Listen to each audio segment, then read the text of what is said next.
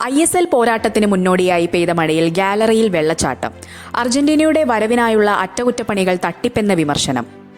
ISLൽ കേരള ബ്ലാസ്റ്റേഴ്സിന്റെ ആദ്യ ഹോം സ്റ്റേഡിയമായ കലൂർ ജവഹർലാൽ നെഹ്റു സ്റ്റേഡിയത്തിലെ ചോർച്ച കേരളത്തിന് അപമാനമാകുന്നു.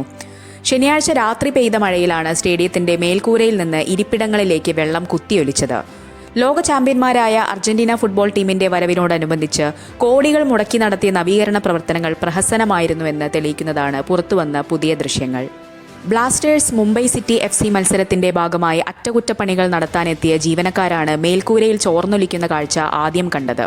ഇതിന്റെ ദൃശ്യങ്ങൾ നിമിഷ നേരം കൊണ്ട് സാമൂഹിക മാധ്യമങ്ങളിൽ പ്രചരിച്ചു. ഇതോടെ സംഘാടകർക്കെതിരെ കടുത്ത വിമർശനവും ട്രോളുകളുമായാണ് ആരാധകർ രംഗത്തെത്തിയിരിക്കുന്നത്.